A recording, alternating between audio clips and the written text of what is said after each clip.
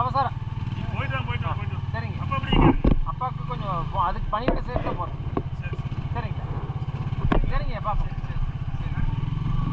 நான்